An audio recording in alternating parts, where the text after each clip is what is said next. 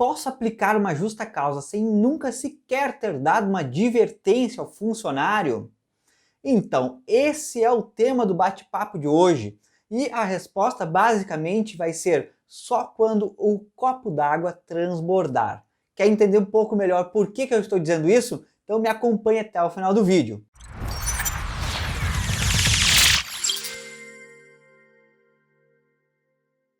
Bom, meu nome é Almir Paz, sou o criador de conteúdo desse canal, o Duo Trabalhista. Também crio conteúdo no nosso site, o Portal Papo Trabalhista, e no nosso Instagram, o @Papo Trabalhista. E se você quiser nos acompanhar para ficar por dentro das notícias e sobre os direitos trabalhistas, fica já o convite para se inscrever aqui no canal, deixar o seu like no vídeo e também convidar novos amigos a conhecerem o canal e participarem dessa comunidade. Além disso, fica também o convite para ativar aí o sininho das notificações. Por quê? Quando você ativa esse sininho das notificações, toda vez que a gente colocar um conteúdo novo, o próprio YouTube vai te notificar, vai dizendo, olha, o canal do Trabalhista postou um vídeo novo, não vai perder, hein? E aí, o que achou? Fica bom assim, não fica? Fica até confortável. Então, ativa aí as notificações, fica esse convite e vamos então para o vídeo. Bom, a aplicação de justa causa sempre é um tema muito polêmico, Porque existem aí alguns sites que dizem que cerca de 70 a 80% das justas causas que são questionadas na Justiça do Trabalho acabam sendo revertidas. E por que isso acontece?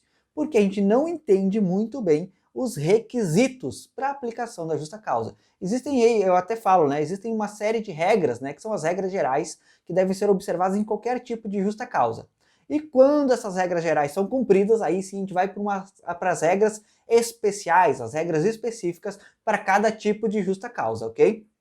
E neste momento aqui, neste vídeo, a gente vai falar basicamente de uma das regras gerais, que é ela basicamente que vai nos dizer quando que pode ou não pode aplicar uma justa causa direto, sem nunca sequer ter dado nenhuma advertência para esse funcionário. Sabe aquele funcionário que sempre teve uma conduta teoricamente muito exemplar, muito boa, que a gente nunca precisou nem sequer advertir, nem suspender aquele funcionário, mas de uma hora para outra uma coisa acontece e isso tudo muda? Então, para que isso aconteça, para a aplicação de uma justa causa de uma forma direta, o que a gente vai ter que verificar? A gente vai ter que verificar a regra geral da gravidade.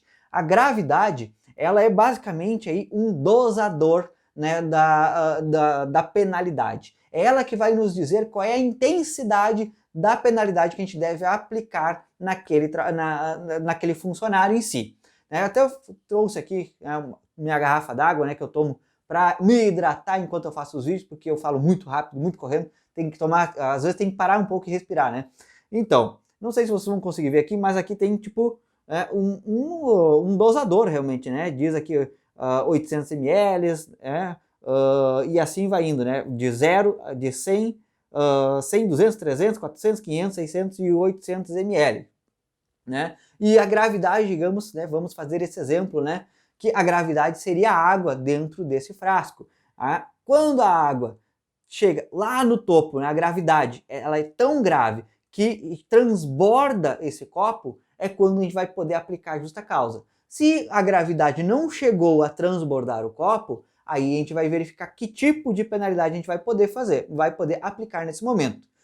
Quando o ato, por mais que ele seja lá previsto, lá no artigo no 482 da CLT, que são as hipóteses de falta grave de justa causa, se aquela conduta não é grave ao ponto de quebrar a confiança, e aí vem um outro porém aqui, a gravidade, como é que a gente vai avaliar a gravidade? Porque é um termo genérico, é um assunto mais delicado, subjetivo em si, Gravidade, uma sugestão que eu dou para vocês é avaliar sempre do ponto de vista da confiança que deve existir entre o funcionário e o empregador. Se o funcionário cometeu um ato que torna impossível confiar nele para continuar prestando serviço, quando torna aquele ato gera uma certa desconfiança no empregador, na empresa, de forma que ela não consegue mais contar com a força de trabalho daquele funcionário, isso é um ato grave o suficiente para aplicar uma justa causa, que é a quebra total da confiança. E aí vem também essa questão, né? A confiança é algo subjetivo. No entanto, a gente tem que tentar ser, né, o mais próximo possível da média, né? A gente tem que tentar olhar o que seria grave. A gente pode até pedir, né, para outras pessoas que não estão envolvidas no assunto contar a história, né, para verificar se aquilo seria algo grave ou não.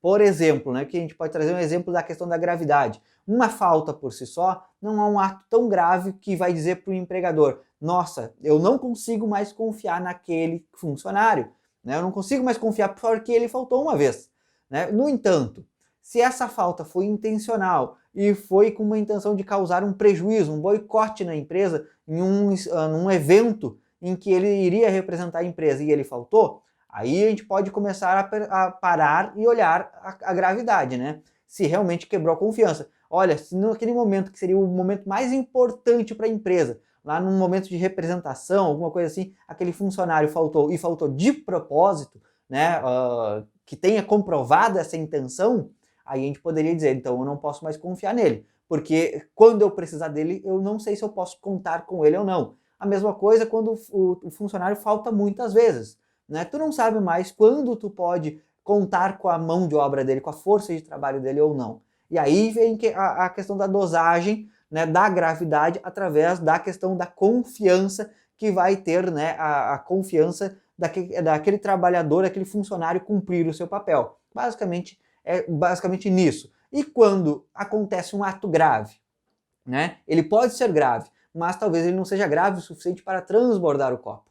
Então, se ele não é grave o suficiente para transbordar o copo, ele vai dizer o quê? Né? Se ele for uma falta grave, mas não quebrou a confiança, foi algo leve, né? Digamos que foi uma falta grave, leve, né? Pode até ser contraditório, né? Se é grave, não vai ser leve, mas digamos que foi uma falta leve. Então, a gente pode aplicar advertência, né? Mas se ela teve uma intensidade média, né? Essa falta teve uma intensidade média, uma gravidade média, então a gente poderia pensar aí numa suspensão. E se a falta foi realmente grave, de uma forma que não tenho mais como confiar nesse funcionário, aí sim transbordaria o copo, né, com relação à gravidade, e aí a gente poderia aplicar a justa causa direto, né, sem nenhuma outra advertência, né, e sem observar, né, a tal da regra da gradatividade da penalidade.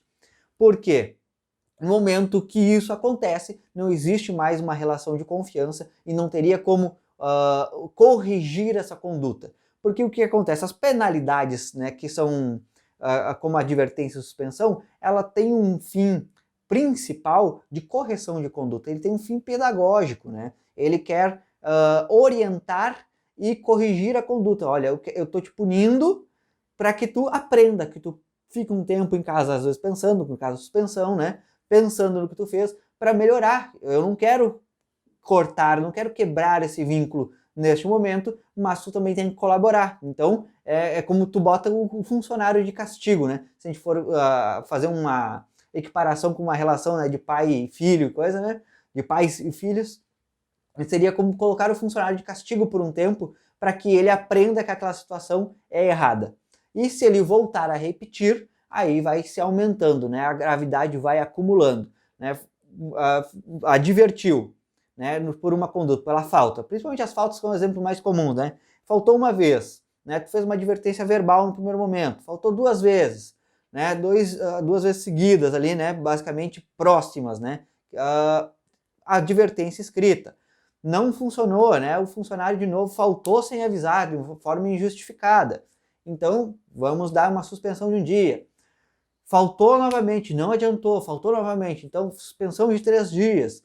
Né? E aí tu vai demonstrar que tu tentou, né, corrigir a conduta dele, tu tentou trazer o funcionário para o teu lado, né, aplicando essa punição, tentando demonstrar que ele tem que respeitar as orientações do empregador, mas nada disso funciona. Então ele falta de novo, sem comunicar, e mesmo tendo já recebido a advertência, recebido a suspensão, aí tu aplica a justa causa.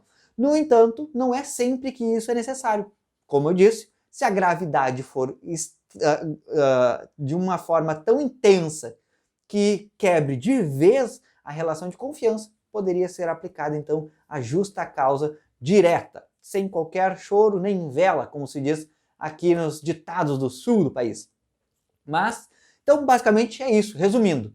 Sim, é possível aplicar justa causa de forma direta, mas não é qualquer tipo de falta grave que vai ser punida com uma justa causa direta, né? Só a justa causa que tenha um fato grave, com uma gravidade de intensidade, com uma intensidade tamanha, de forma a quebrar de vez a relação de confiança que deve existir, né, entre funcionário e empresa.